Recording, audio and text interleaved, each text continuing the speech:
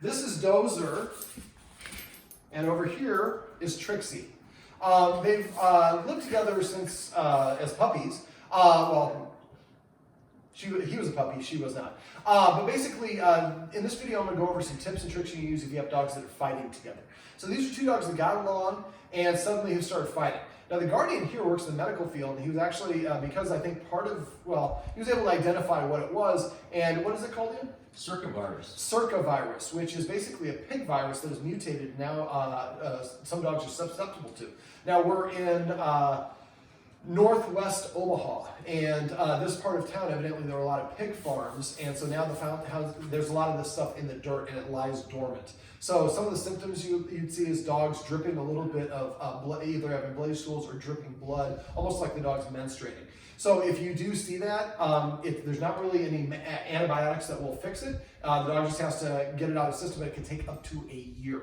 So if you are going to go any place in northwest Omaha, you might want to check and see if it's a place that was a pig farm or they had pigs before. Okay, so whenever you have a medical issue, that can actually be a catalyst, and that's when this fighting started. Now, Frenchies, the Frenchie is the puppy, and Frenchies are very boisterous and very aggressive about playing and stuff like that. Well, you're going to play with me, and get out of my way, and so that can rub a lot of dogs the wrong way. And so we have a pug here who's not super high energy, much more energy here.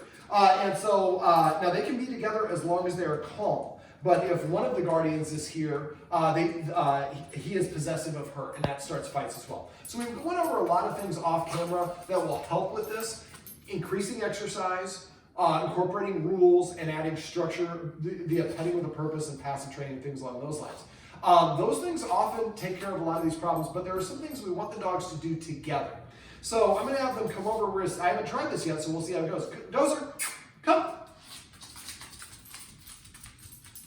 Sit.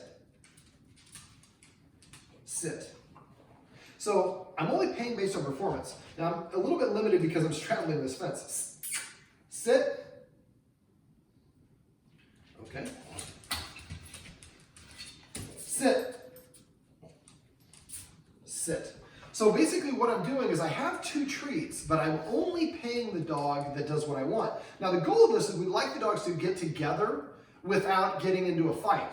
Now, when they're calm, the guardian has identified that they can be together. It's when the other guardian is around, or if there's excitement is what typically, like going out the door and things like that. And so I'm straddling this just so we can make sure they stay safe. But as long as you think it's calm and comfortable and that you can stop it, if you want to do this at the appropriate times in this room, where you're not straddling this. What I was doing, and I'm going to talk about these guys, but I'm going to demonstrate what I was doing a little bit with the third dog, Sassy.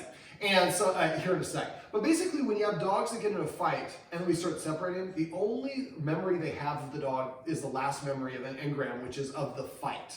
And so it's the freshest memory, and that's what they kind of default to. Somebody does you wrong, that's the next thing you remember next time you see him. If you don't see him for a while, is that guy owes me $5 or whatever it is. So we need to incorporate things for them to do together. Now, it's winter. You wouldn't know by looking at the weather here in Nebraska, but it's nice weather right now.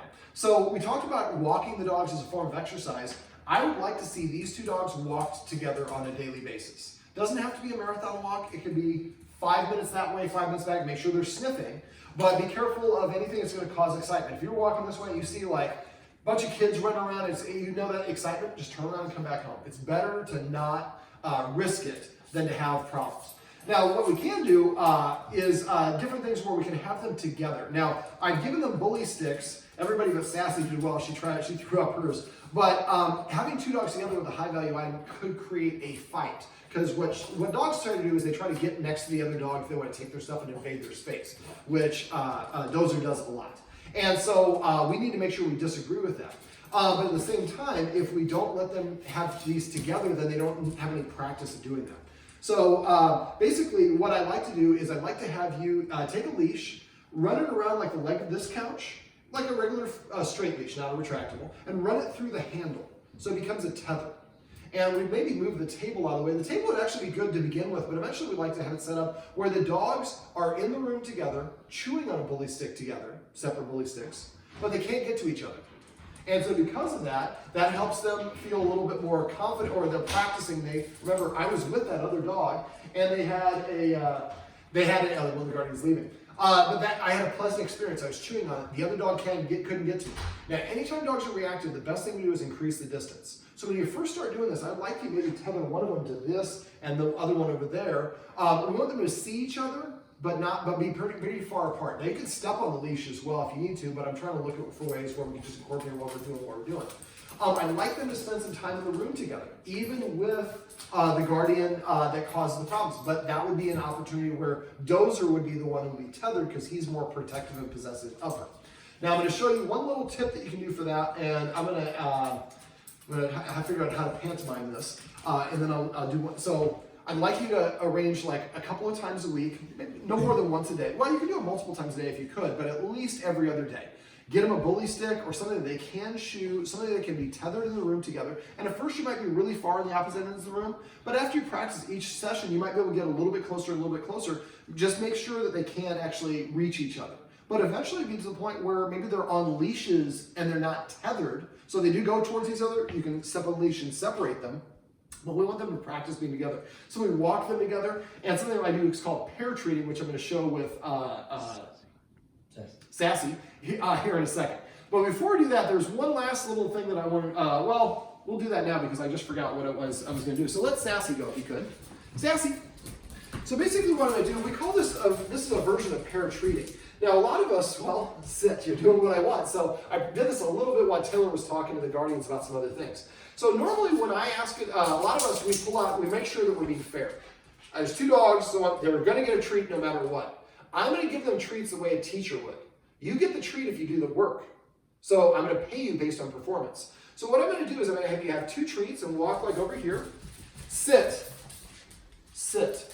She sat, he didn't, so she got the treat.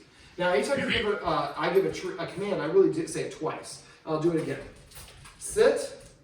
Sit. That time they both sat, so they both got paid because they gave me essentially the same performance. If one of them sits and the other one doesn't, I pay the one that does what I wanted. The other one doesn't get a darn thing. After a while, that motivates the dog. I better sit first so I get that treat. I always have two, if we're three or how many dogs we have, so I can treat them when they do the right thing. So then what I can do is I pull out two more treats. Okay. Sit. Sit. Pull out another one. Sit. Sit. Took him a while to figure this out. Sit. Sit. You saw that. He prepaid for it. He recognized. Now this is what's called warming. I just did a whole bunch of these in a row. So he kind of, sitting gets me the treat. Now Taylor talked about passive training and petting with purpose off camera, which will cause the dogs to start sitting more and more often to ask for things. This is a good example. See how he's kind of sweating her a little bit. So you have to make sure that you're aware of that. So when he does that to her, that's an analog of something he would do to her. She's just being a nice dog and she's not really bothered by it. Now these are both females, and so that tells me it's not a male-female thing. It's just for whatever reason, probably the health issue, and then some other things going on. So the idea is we want them to, like I said, have this practice of being together in good, positive ways, so they have some positive memories. And then eventually, like I said, we'd like to have them eating, not together, but at the same time, where they're restraining themselves. But the walking together and playing games or whatever it is, the more of that we can do, then the more they're going to have that practice. That's normal, is us together, as opposed to us being on either side of the fence, and being possessive. All right, well, this is Dozer. This is, look at that. Sassy, you gave me a good treat, didn't you? This is Dozer, this is Sit. This is not what I forgot, but whenever you give the treat, make sure the treat goes in the mouth first, they hear the command word, and only the command word after. Not good sit, dogs hear the first word you say. So good sit, they're listening to the wrong word. Good girl, good boy. Well, other way around. But that confuses them because I hear good boy for everything, so it doesn't mean one specific thing. Sit means put my butt on the ground and get a reward, get attention or affection. So I really say it twice. Sit.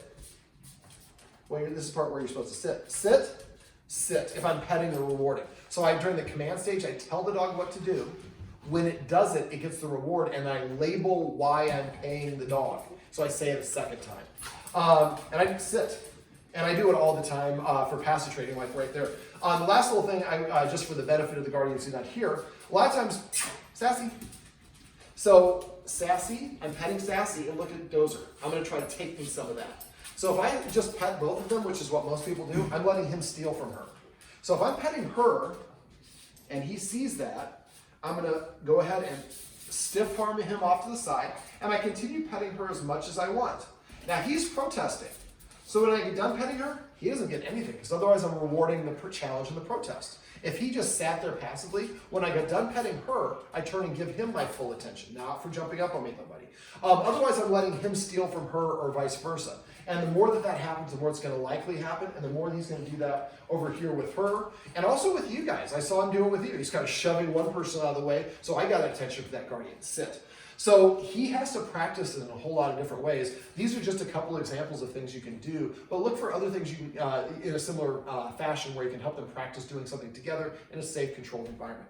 All right, that is Trixie, this is Dozer, and this is Sasha. Or Sassy. Sassy. I keep on wanting to say Sasha. Sassy. She is sassy.